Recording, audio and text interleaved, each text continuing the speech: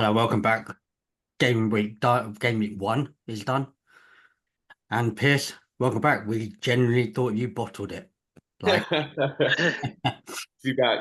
game week 1, Cully's probably still hungover from Friday night, Man United. Top of the league. Top of the league for about 12, 15 hours. The last time you guys were top of the league was 2017, maybe 2021. But start as you mean to go on. You know, we were the first team top of playing bang average this season, and we're going to be the last team top of the league at the end. You have carried on. You have carried on because last season that was exactly what you did every week. Yeah, bang average. exactly. Just get by somehow, just by skin of your teeth, and you can't do that every week. No, but they'll trick themselves that they can. But then over time there is, we can't. Then they'll probably do something half decent at the end of the season, and we'll get another repeating cycle. George, while you're speaking, you just missed. Oh, here we go. Killy, do you have another joke, or is that it? Oh, hang on, let me check my jokes. Oh, I can't see my jokes because there's another Chelsea transfer. So the way I look at it, right, compared to last season, we're +3 because we lost at home to Brighton. So we're 3 points up. Kelly, it's more about the performance. Oh, no, it ain't. No, it ain't. We could have 38 great performances and get relegated. So I'll take the 3 points. Thank you very much. Anyway, let's carry on. Xerxes was top goal scorer as well. Exactly, yeah, fine. And then Jamie Vardy. Probably one of the oldest legend, Jamie Vardy. Premier League goals. Yeah, and probably should we talk about that quickly? Before we do that, quick. Do you know who the oldest Premier League goal scorer is? Teddy Sheringham. Who? Teddy Sheringham. Bastard. Yeah. Is it? Yeah, 40. Kelly's been around for a long time. He knows 40 years old. Yeah, I used to kick the ball around with that was a guess. That was a guess. But yeah, I'll just guess. But yeah, Vardy, great. Again. Oh, it's fantastic, isn't it? Back in the Premier League. You know what? Love him or hate him, he's quality. He is quality. He's a pest of a forward. He is. Yeah. And his energy level is still 37 years old, and he is still such a handful. It's like fair play to him. It was fantastic to see him giving it to Spurs yesterday. Oh, the Premier League. It's just it's great. Take it as well, right? They've got to take it. Yeah, and the thing is with Vardy as well, he will give it to every single team. It doesn't matter who he is. He did the eagle at Palace, did the wolf at Wolves. It's just, didn't he do the Ronaldo celebration at United? You just gotta love the shit out of it. It's quality. Yeah. He's annoying as hell when he plays against your team because he's a pest. He doesn't stop. He's got that face that it just irritates you. Yeah. What a player. What a player. I mean, credit his career, he started non-league and that. He's a brilliant example to never give up, right? Yeah. But definitely. He's quality. He's absolute quality. And then we had the other end, the Arsenal game. Jesus. What happened there? Yeah, that's weird, wasn't it? And he got booked for that. Yeah. Well, he did push him. The reaction, but if someone shoved a finger up your arse, you'd probably push him. That was a bit weird, wasn't it? Dylan would get the cash out and ask how much was that.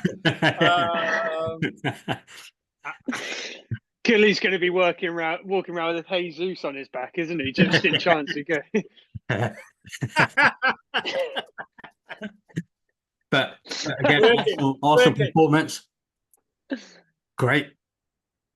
Yeah, we were. I was there actually. There was a couple of moments where we were quite sloppy, to be fair. I mean, we dominated. There was the only jeopardy there was. The moments of jeopardy were when we did it to ourselves. Thomas Partey was a little bit sloppy. Saliba, not like him. A couple of misplaced passes, but apart from that, we can control the game really. Our Wolves at 1-0. At 1-0, obviously you're always a bit worried. Raya was a great save. Was that at 1-0? Yes, that was at 1-0. Really, that was a great save. I don't think Ramsdale. Funny enough, I think Ramsdale's going to Wolves. It looks like, Yeah, but yeah. Ramsdale doesn't Yeah. take that because he gets distracted. He's like, I Yeah. remember we conceded one because he was looking at a pigeon that was flying. Like he can't concentrate.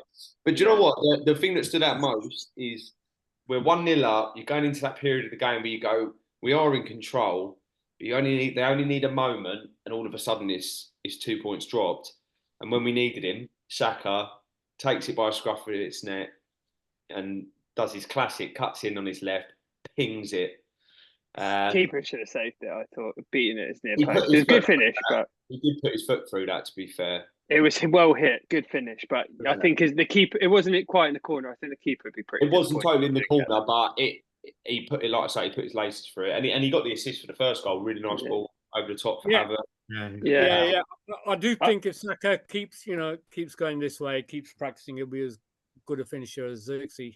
So You could say Sancho or Rashford or some other out like that. Killer. Can we just mute him for this whole episode, please? Book him. The cards are here, yeah. The cards are here, but I mean, I'm just saying. And Ipswich Liverpool. Ipswich did turn up For the first half, they were really good. Yeah. I thought Yeah. they had some good chances. Could have had a goal. Good header from their captain, wasn't it? And Murray Hutchinson had a decent chance, but I think ultimately quality told in the second half, didn't it? You brought on Kanate and changed the way you were playing and thoroughly deserved to win that game in the end. It could have been 4 or 5. Showed why he gets paid the big bucks.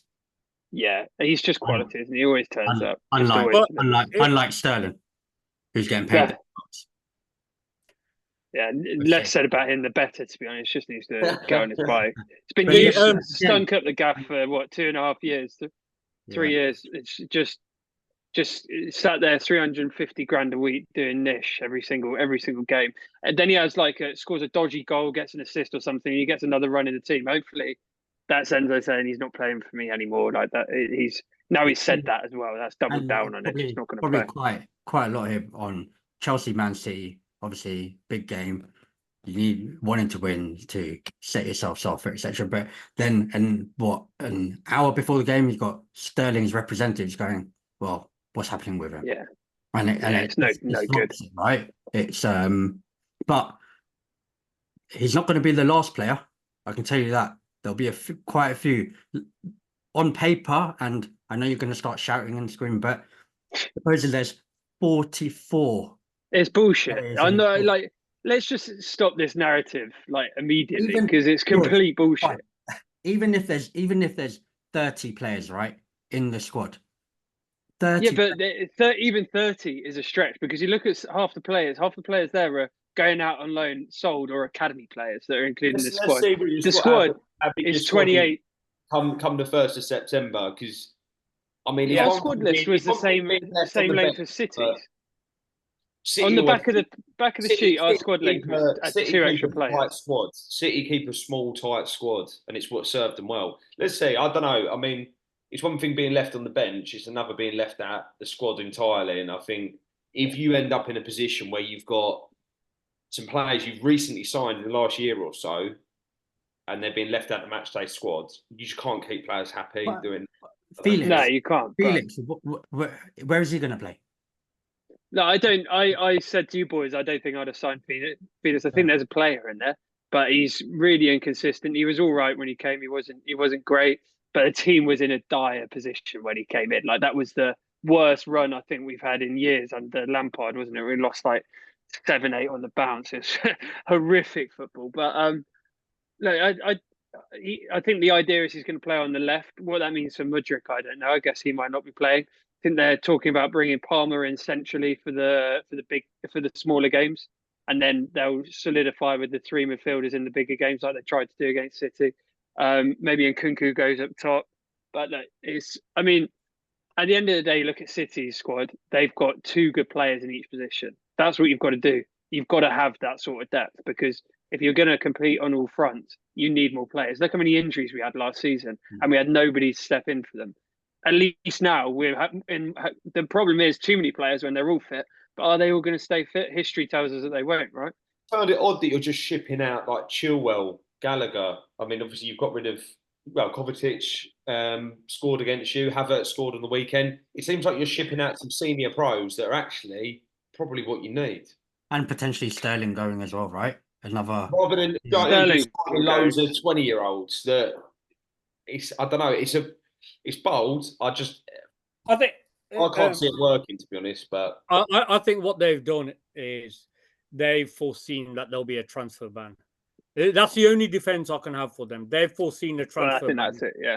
For incoming, but incoming transfers. So what they've done so you is still sell. That's what I was going to ask. They can still sell, but they just can't buy.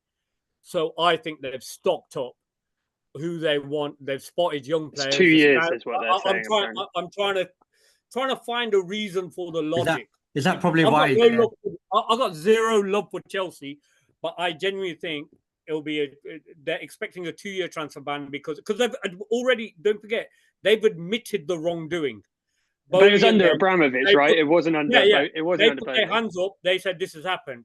I wouldn't be surprised if they've caught wind or they know they're going to get a transfer ban, so they're taking the hit. They're even willing to take a points deduction in a season because they know they won't get relegated. But get the players in, give them a year to bed in, blah, blah, blah, and then go for it. That's the only logic that I can think that they're going for.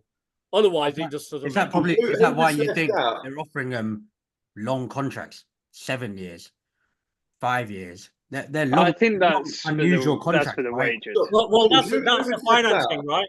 Who was left out other than Sterling? Who was left out match day squad that's up now? No big names. Chilwell, if you want to, but he's not. He's going to leave. Like Enzo doesn't have a place for him in his team. He's made that very clear. Chilwell, we've got a left back in Viega. I think Chilwell's going to go. I mean, by those two, who out Lukaku would you say he's been left out? But he's on his way to Napoli. Brozier was left out, but he's just been agreed with Ipswich today. Yeah. How you've got 30 million for him? I don't know. But it's if they don't go down, we get 30 million for him. Right, so it is conditional. But if they don't go down, that's great business. So they sell well. They do sell well. They sell really well. But like they buy better. I would be lying if I said I didn't have concerns about the strategy. I think it's completely different to anything anyone else has done. So they could either come out looking like geniuses in 2 years' time, because it's not going to be this season. It might not even be next. It might be the year after. Or they could come out looking dumb as anything with all these players on the books, as you guys say, that aren't delivering, aren't playing well. I guess only time will tell how it's going to pan out. Only a year ago, we wanted Mudryk and we were willing to pay 80-odd mil, and you came in heavy-handed and went, no, 88 mil. And now it looks like he's surplus to requirements. I mean, I can't see the logic there. Do you know what I mean? And that's just one of many examples. I see what you're saying. I mean, it's true. Where does Mudryk play now? In the past for Chelsea, it's only Chelsea it worked at, right?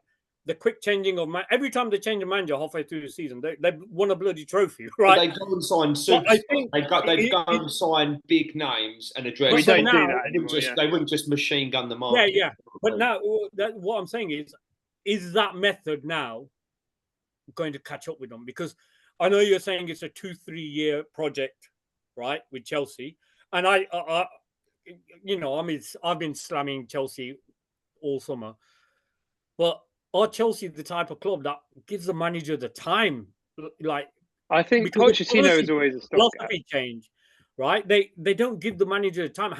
In that period of time, how many managers are Chelsea going to have? But surely you've seen. I mean, again, obviously I'm biased, but you've seen what a 2-3 year project looks like. Yeah. Done it, right? Yeah.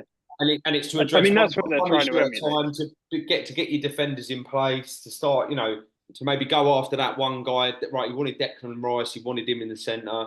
Okay, who can we add some experience in? Get Zinchenko and Jesus in early on, work them before, and you can see the logic. And it's a slow build. It took 2-3 years, but now we're right up there. I mean, I think they've tried to do it too quickly. They are signing loads of young players, and there's transfers.